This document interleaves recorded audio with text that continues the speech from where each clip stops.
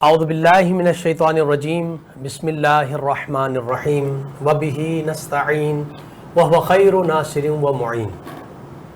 محترم ناظرین کرام، پروگرام امید نجات کے ساتھ آپ کا میزبان ڈاکٹر سید مظفر حسین رضوی آپ کی خدمت میں حاضر ہے۔ میری جانب سے آپ تمام محترم ناظرین کی خدمت میں السلام علیکم ورحمۃ اللہ وبرکاتہ۔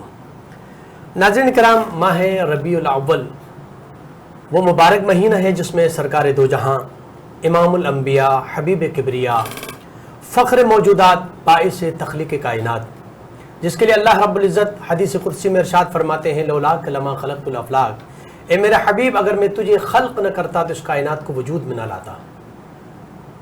رسالت میں آپ صلی اللہ علیہ وآلہ وسلم کی ولادت کا مہینہ ہے اور تمام عاشقان مصطفیٰ صلی اللہ علیہ وآلہ وسلم دنیا بھر میں آپ صلی اللہ علیہ وآلہ وسلم کی آمد کی خوشیاں منا رہے ہیں، میلاد کا انعقاد کرتے ہیں، ذکر مصطفیٰ کا انعقاد ہوتا ہے اور اپنی عقیدتوں اور محبتوں کا اظہار کرتا ہے ہر عاشق رسول۔ یہ مہینہ کہ جس میں اللہ رب العزت نے رحمت للعالمین کو بھیجا، اور آج ہم اس پروگرام میں سرکار دو جہاں محمد مصطفیٰ صلی اللہ علیہ وآلہ وسلم کی آمد کے حوالے سے، ان کی ولادت کے حوالے سے گفتگو کریں گے، اور ہمارے ساتھ ممتاز مذہبی اسکالر اور ممتاز ٹی وی اینکر پرسن جو مختلف چینلز کے اندر بھی ایز اے ہوسٹ پروگرام کرتی رہی ہیں، اور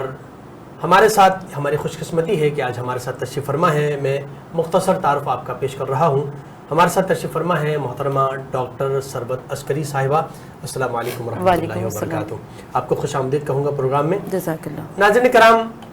ہم باقاعدہ پروگرام کا آغاز کرنا چاہیں گے، اور میں محترمہ سے سوال کرنا چاہتا ہوں کہ رسالت میں آپ صلی اللہ علیہ وآلہ وسلم اس دنیا میں تشریف لائے، یہ ماہ مبارکہ ربیع الاول ہے، اور آپ کی ولادت باسعادت جب ہوئی تو ظاہر سی بات ہے رحمت للعالمین بن کر آئے ہیں، اس کائنات کے موجودات کے جو ہے وہ باعث تخلیق کائنات ہیں۔ تو جب آپ اس دنیا میں تشریف لائے تو وہ کون سے واقعات ہیں جب تشریف لائے ہیں تو وہ رونما ہوئے پوری دنیا میں؟ بسم اللہ الرحمن الرحیم۔ السلام علیکم ڈاکٹر صاحب، سب سے پہلے میں آپ کا شکریہ ادا کرنا چاہتی ہوں، آپ کی پوری ٹیم کا شکریہ ادا کرنا چاہتی ہوں، اور یہ ایک بہت بڑا کام ہے۔ حضور نبی کریم صلی اللہ علیہ وآلہ وسلم کا ذکر ہماری حیثیت نہیں ہے، ہماری بساط نہیں ہے، ہماری اوقات نہیں ہے کہ ہم ان کا تذکرہ کر سکیں، بلکہ ہم داخل ثواب ہونا چاہتے ہیں، اس لیے آقا صلی اللہ علیہ وآلہ وسلم کا ذکر کر رہے ہیں۔ تو حضور نبی کریم صلی اللہ علیہ وآلہ وسلم کی ولادت باسعادت سے کائنات کی تقدیر تبدیل ہو گئی، اور میں یہ چاہتی ہوں کہ اپنے ہی کلام کے چند مصروں سے آج کے اس پروگرام میں گفتگو کا آغاز کروں کہ یہ شان کریمی ہے تیری اے میرے سرکار، یہ شان کریمی ہے تیری اے میرے سرکار، رکھ لیجئے محشر میں بھرم میرا بس ایک بار، محشر میں صدا دوں گی یوں ہی اے میرے آقا، اب کیجئے شفاعت میری اے شافع ابرار، اور جب جب مجھے طوفان حوادث نے گھیرا، جب جب مجھے طوفان حوادث نے گھیرا، دیتی ہوں تمہیں واسطہ حسنین کا ہر بار، اور یہ شوق زیارت مجھے جینے نہیں دیتا، یہ شوق زیارت مجھے جینے نہیں دیتا، روضے کا مجھے اپنے کرا دیجئے دیدار، اور مقطع عرض ہے کہ سروت کو صدا دیجئے اے رحمت عالم، سروت کو صدا دیجئے اے رحمت عالم، تربت کو میری نور سے کر دیجئے زوبار، یہ شان کریمی ہے تیری اے میرے سرکار، رکھ لیجئے محشر میں بھرم میرا بس ایک بار۔ حضور نبی کریم آقا صلی اللہ علیہ وآلہ وسلم کی شان میں اس سے بڑھ کر اور کیا کہوں کہ آپ یاسین بھی ہیں، آپ طٰہٰ بھی ہیں، آپ مزمل بھی ہیں، آپ مدثر بھی ہیں، آپ بشیر و نذیر بھی ہیں، اور آپ سراج منیر بھی ہیں۔ پروردگار عالم نے تمام تر عظمتوں سے، تمام تر فضائل سے آراستہ کر کے اپنے آخری نبی کو، یعنی خاتم النبیین و مرسلین، آقائے دو جہاں، والی کون و مقام، تاجدار انبیاء و مرسلین، ختم انبیاء و مرسلین، سید و سردار انبیاء و مرسلین، احمد مجتبیٰ محمد مصطفیٰ صلی اللہ علیہ وآلہ وسلم کو اس عالم وجود کو ان کے نور سے روشنی عطا کرنے کے لیے بھیجا۔ یقیناً مکے کی مقدس سرزمین کہ جہاں پر نت نئی برائیاں تھیں، اور اس عالم میں हुजूर नबी करीम सल्लल्लाहु अलैहि वसल्लम तशरीफ़ लाए। अंबिया मा सबक की किताबों में भी आका सल्लल्लाहु अलैहि वसल्लम की आमद का तज़किरा है। अंबिया मा सबक के इरशादात में भी उस आखिरी नबी की आमद की बशारत मौजूद है कि जिसमें हुजूर नबी करीम सल्लल्लाहु अलैहि वसल्लम का तज़किरा हमें तौरात में, ज़बूर में, इंजील में हर मकाम पे नजर आता है।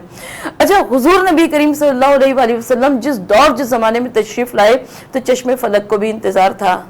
हज़रत अब्दुल मुत्तलिब के घराने को भी इंतज़ार था। खुद हज़रत अब्दुल्ला, सबको मालूम है कि हज़रत अब्दुल्ला का चेहरा चांद जैसा रोशन था, बड़े हसीन और जमील थे। और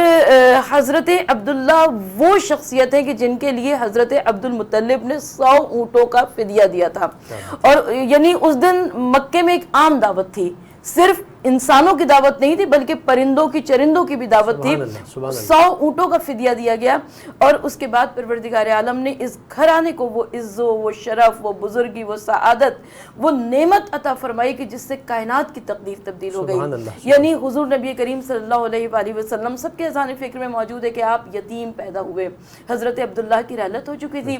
और हज़रत आमिना बिनते वहब, यानी मक्के की कोई दोशीज़ा ऐसी नहीं थी जो कि हज़रत अब्दुल्ला से अक़्द की ख्वाहिशमंद ना हो, लेकिन रब्बुल आलमीन ने मुंतखब किया है एक ऐसी खातून को कि जिनके सदफ़े अस्मत को मुंतखब किया गया, बतने मुबारक को मुंतखब किया गया कायनात की आखिरी हुज्जत के वास्ते, कायनात के आखिरी नबी की आमद के वास्ते। इसमें ये कह सकते हैं कि अस्लाब शामिखा वल अरहामुल मुतहहरा, बिल्कुल बेशक, जितने आबा व अजदाद गुजरे जहाँ से नूर गुजरा है वो सब पाक व पाकीज़ा और मुनज़्ज़ह है। बेशक बेशक, इसमें डॉक्टर साहब किसी किस्म का कोई शक नहीं है। और यहाँ तक कि बीबी आमिना बिनते वहब शौहर का इंतकाल हो चुका था। साल ये वो था कि जब अब्राहा के लश्कर ने हमला किया था। अच्छा, अब्राहा के लश्कर का हमला जो था ये एक बड़ी अजीब बात थी, अनहोनी बात थी मक्के की तारीख में। और औरतों और बच्चों के दरमियान में ये सनसनी दौड़ी हुई थी, ये खौफ था कि सुना है कि अब्राहा का लश्कर आ रहा है, मर्द सारे मार दिए जाएंगे, औरतों को, बच्चों को कनीज़ और ग़ुलाम बना लिया जाएगा। और कनीज़ और ग़ुलामों के साथ क्या सलूक किया जाता है आपके अज़ान फ़िक्र में, नाज़रीन के अज़ान फ़िक्र में सब कुछ मौजूद होगा। तो ज़ाहिर है एक ऐसी औरत जिसने अपने महबूब शौहर से जुदाई को भी बर्दाश्त किया हो, उसके बाद वो ज़माने हमल से भी गुजर रही हो, उसके बाद लोगों की बातें भी हों, इर्द गिर्द के जो बातें थी वो भी कानों में पड़ रही थी, ये एक नहायत मुश्किल तरीन वक्त था हज़रत आमिना बिनते वहब के लिए। लेकिन तारीख़ ये बताती है कि हज़रत आमिना बिनते वहब ने कुछ ऐसी आहटों को महसूस कर लिया था। यानी अभी नबी मुकर्रम सल्लल्लाहु अलैहि वसल्लम दुनिया में तशरीफ़ नहीं लाए, मगर जिस तरफ से हज़रत आमिना बिनते वहब जाती थी तो उन्हें सलाम की आवाज़ आया करती थी। हज़रत आमिना बिनते वहब को कुछ यकीन था कि कोई उनके बतन मुबारक में एक ऐसा फ़र्जंद है जो गैर मामूली हैसियत का हामिल है। और उसके बाद रिवायत ये कहती है कि जब हुजूर नबी करीम सल्लल्लाहु अलैहि वसल्लम की विलादत बसादत हो गई तो बीबी आमिना बिनत वहब फरमाती हैं कि आपका हुजरा पूरा नूर से रोशन हो गया। ऐसा नूर से रोशन हुआ कि जैसे अगर वो अपनी सुई भी उठाना चाहती तो वो उठा लेती। ऐसा नूर साते हुआ कि जिससे शाम के महलात तक नजर आने लगे। कैसर और किसरा के कंगूरे लरस गए, सावा की नहर खुश्क हो गई, फारस का आतिश कदा जो कि रोशन था वो बुझ गया। और हज़रत अब्दुल मुत्तलिब को कुछ ऐसे आसार नज़र आए, कुछ ऐसे हवादिस नज़र आए कि जिससे उनको महसूस हुआ कि ये वो बच्चा है जो, यही वजह है कि आप तारीख़ में देखिए कि हज़रत अब्दुल मुत्तलिब अपनी इस पोते की गैर मामूली हिफाजत किया करते थे, आपको कुफ़ार और मुशरिकीन की निगाहों से बचा के रखा करते थे। बल्कि ये पूरा ख़ानदान बनु हाशिम इस बच्चे की हिफाजत पे कमर बस्ता रहता था। लेकिन हज़रत अब्दुल मुत्तलिब का जो अंदाज़ था अपने पोते के लिए वो मुझे तारीख़ में कहीं नज़र नहीं आता। एक तो जानिब मरहूम बेटे की निशानी थी, दूसरी जानिब यानी रिवायत ये कहती है कि जब हज़रत अब्दुल मुत्तलिब के लिए खाने काबा में नशिस्त बिछाई जाती थी तो किसी को उसके ऊपर बैठने की इजाज़त नहीं थी, आप सरदारे मक्का थे। लेकिन ये छोटा सा बच्चा था मगर आकर दादा की नशिस्त पर बैठ जाया करता था और इसको बैठने की पूरी इजाज़त थी हज़रत अब्दुल मुत्तलिब की जानिब से, किसी किस्म की कोई ममानियत, कोई पाबंदी नहीं थी। डॉक्टर साहब, मैं माज़रत के साथ यहाँ पे ये पूछना चाहूँगा कि रिसालत में आप सल्लल्लाहु अलैहि वसल्लम अभी दुनिया में तशरीफ़ लाए हैं, जिस तरह एक सवाल ये भी होता है कि आपने 40 साल के बाद आप नबी बने हैं, तो क्या इस खानवादे को, जो रिसालत में आपका खानवादा है, उनको पहले से मालूम था कि ये नबी बन कर आए हैं? ऐसी कोई तारीख़ है कि हम ये कह सकें कि वो जानते थे कि ये बरगुज़िदा हस्ती हैं, अल्लाह के ख़ास बंदे हैं या नबी बनकर आए हैं, تو اس طرح کے خانوادے کو معلوم تھا جس کی وجہ سے وہ احترام کرتے تھے، ورنہ کسی بچے کا اتنا احترام، جیسے آپ نے فرمایا کہ وہ جو مسند بچتی تھی وہاں پر سوائے رسالت مآب کے کسی کو اجازت نہیں تھی، تو وہ خانوادہ پہچان چکا تھا کہ یہ واقعاً اللہ کے نبی تشریف لائے ہیں جس طرح بشارتیں آپ نے کہا کہ کتابوں میں ہیں۔ ڈاکٹر صاحب اگر آپ مجھے اجازت دیجیے تو میں سب سے پہلی بات یہ عرض کرنا چاہتی ہوں کہ حضور نبی کریم صلی اللہ علیہ وآلہ وسلم کی آمد باسعادت سے قبل ہی، اچھا سب سے پہلی بات ہے کہ ہم کہتے ہیں جاہلیت قبل از اسلام، یاد رکھیے گا کہ مکے کے حالات دیگر گو تھے، کفار و مشرکین کے حالات دیگر گو تھے، لیکن خاندان بنو ہاشم موحد تھا، توحید پرست تھا، اس گھرانے میں بت پرستی نہیں تھی، اس گھرانے میں کفر و شرک کا نام و نشان و شائبہ نہیں تھا، تو یہ وہ گھرانہ جو کہ سلسلہ اسماعیلیہ سے تعلق رکھتا تھا، یہ وہ گھرانہ جو کہ بزرگ و برتر تھا، خاندان بنو ہاشم کے تذکرے ہمیں تاریخ میں ملتے ہیں، تو یہ شرافت میں، نجابت میں، صداقت میں، امانت میں، دیانت میں ضرب المثل تھے۔ آپ منتظمین کعبہ میں شمار ہوا کرتے تھے، حضرت عبد المطلب نے بڑے بڑے انتظامات کیے تھے جو اپنے بیٹوں کے اندر وہ تمام ذمہ داریوں کو تقسیم کیا تھا، تو آپ پہلے ہی سردار تھے، آپ کا خاندان پہلے سے سرداروں میں شامل تھا، مگر حضور نبی کریم صلی اللہ علیہ وآلہ وسلم جب تشریف لائے، تمام تر اوصاف، خاندانی اوصاف اپنے مقام پر، لیکن ایک جانب میں آج اپنی عقیدت کی بنا پر یہ کہنا چاہتی ہوں کہ آپ خاتم النبیین و مرسلین ہیں، تشریف سب سے آخر میں لائے لیکن آپ نبی موجود نبی تھے۔ بریک کا وقت ہو رہا ہے ناظرین کرام، ایک مختصر سا بریک کا وقت ہوتا ہے، بریک کے بعد دوبارہ آپ کی خدمت میں حاضر ہوں گے، ہمارے ساتھ رہیے گا۔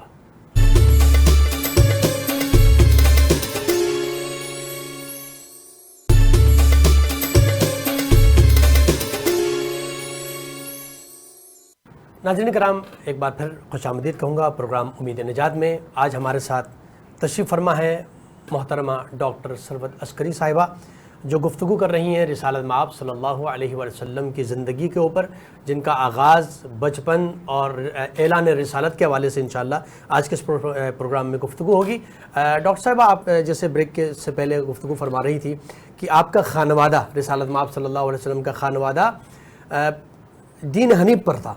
یعنی جس طرح مشرکین اس وقت موجود تھے تو آپ بت پرستی نہیں کر رہے تھے، بلکہ وہ دین حنیف حضرت ابراہیم علیہ السلام کے دین پر قائم تھے۔ بالکل، اس کو آگے کنٹینیو کیجیے گا۔ دیکھیں، میں جس جملے پر تھی میں چاہتی ہوں کہ وہیں سے گفتگو کا آغاز کروں کہ حضور نبی کریم صلی اللہ علیہ وآلہ وسلم وجہ تخلیق کائنات، آپ نے فرمایا کہ اول ما خلق اللہ نوری، سب سے پہلے پروردگار عالم نے حضور نبی کریم صلی اللہ علیہ وآلہ وسلم کے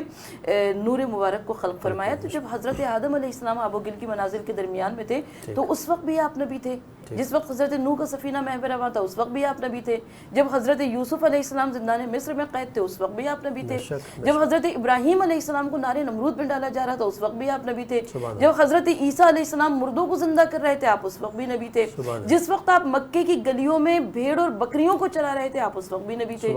حضور نے دیکھیں، اعلان رسالت ایک علیحدہ چیز ہے، اعلان الگ ہے، لیکن کہ آپ نبی پہلے سے تھے، آقا صلی اللہ علیہ وآلہ وسلم کی شخصیت سے۔ اچھا، مکے کے جو مشرکین تھے، کفار تھے، میں تو آج 1400 برس گزرنے کے بعد میرا دل چاہتا ہے کہ ایک مرتبہ ان کفار و مشرکین کو بھی سلام کروں کہ جو پوری اس شخصیت کی عظمت سے واقف تھے، اس لیے کہ حضور نبی، آپ کا بچپن، آپ کا لڑکپن، آپ کی جوانی، آپ کا شباب، یہ تمام کفار و مشرکین مکہ یہ جانتے تھے کہ یہ کچھ الگ شخصیت ہے، صداقت کی، شرافت کی، امانت کی، دیانت کی قسمیں ضرور کھایا کرتے تھے، اور وہ جو بچپنا تھا کہ جس میں مکے کے تمام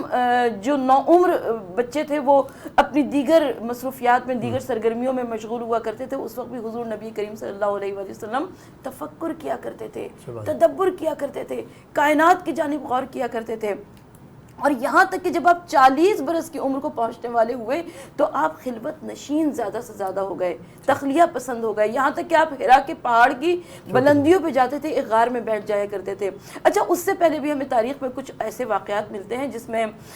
تعمیر کعبہ کا بہت بڑا واقعہ ہے، اور جو ہمیں تاریخ کی ہر کتاب میں، سیرت طیبہ کی ہر کتاب میں ملتا ہے کہ حضور نبی، جس میں حضور نبی کریم صلی اللہ علیہ وآلہ وسلم کی عظیم شخصیت کو کفار مکہ اور مشرکین مکہ نے کھل کر دیکھا، کیونکہ سب کو معلوم ہے کہ مکہ شہر نشیب میں واقع ہے،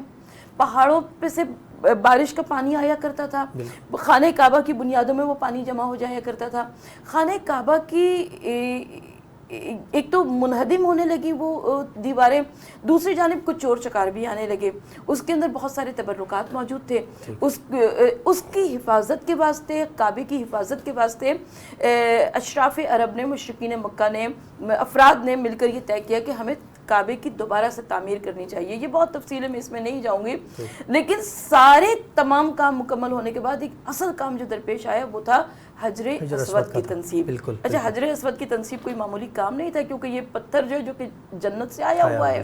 حضرت آدم کا لایا ہوا ہے، حضرت ابراہیم علیہ السلام کا لگایا ہوا ہے. اب ہر قبیلہ یہ چاہتا تھا کہ یہ شرف، یہ بزرگی، یہ سعادت ان کے حصے میں آئے، اور یہ طے پایا کہ ایسا کرتے ہیں کہ جب کل کی صبح جو شخص پہلے داخل ہو وہ حجر اسود کو اپنے مقام پہ نصب کر دے. سب سے پہلے وہ شخصیت داخل ہوئے جن کو پروردگار عالم اللہ کو جو منظور تھا کہ اس پتھر کے اوپر، اور آقا صلی اللہ علیہ وآلہ وسلم نے اپنے فہم و فراست سے، اپنی دور اندیشی سے، اپنی تدبر سے اس پورے مسئلے کو، متنازع مسئلے کو ایسے حل فرما دیا کہ روایت یہ کہتی ہے کہ آپ نے ایک چادر کو منگوایا، اس میں حجر اسود کو رکھایا اور کہا کہ تمام قبائل کا ایک ایک فرد اس چادر کو تھام لے، اور اس کے بعد جب قریب پہنچے تو حضور نبی کریم صلی اللہ علیہ وآلہ وسلم نے اپنے ہاتھ سے حجر اسود کو نصب کر دیا. اور اعلان نبوت سے پہلے یہ سب ابھی لوگ جانتے نہیں ہیں کہ یہ نبی ہیں عام حوالے سے، لیکن یہ کہ آپ کا یہ جو فیصلہ ہے وہ یقیناً تاریخ کے اندر موجود ہے، اور کس انداز میں آپ نے تمام قبائل کو بھی جو آپس میں جگڑ رہے تھے، اور ہر قبیلہ یہ چاہتا تھا کہ اس پتھر کو اٹھا کے میں رکھ لوں، لیکن اللہ کے نبی صلی اللہ علیہ وسلم نے کس انداز میں فہم، نے فرمایا فہم و فراست کے ساتھ اس فیصلے کو پائے تکمیل تک پہنچایا. بہت اچھا، ایک اور واقعے کا میں ذکر کرنا چاہتی ہوں، وہ ہے کہ حضور نبی کریم صلی اللہ علیہ وآلہ وسلم کے شام کا سفر. پہلا سفر بچپن میں کیا تھا، وہ بھی آپ کے ذہن میں موجود ہوگا. دوسرا سفر جو کہ جناب خدیجہ بنت خویلد کا سامان تجارت لے کر تشریف لے گئے حضور نبی کریم صلی اللہ علیہ وآلہ وسلم. تو خدیجہ بنت خویلد نے میسرہ کو، اپنے غلام کو ہمراہ کر دیا. کہا کہ دیکھو میسرہ، جو کچھ تمہیں راستے میں نظر آئے وہ دیکھتے جانا اور اسے آ کر ذہن نشین کرتے جانا، اسے آ کے مجھے بتا دینا. اب جب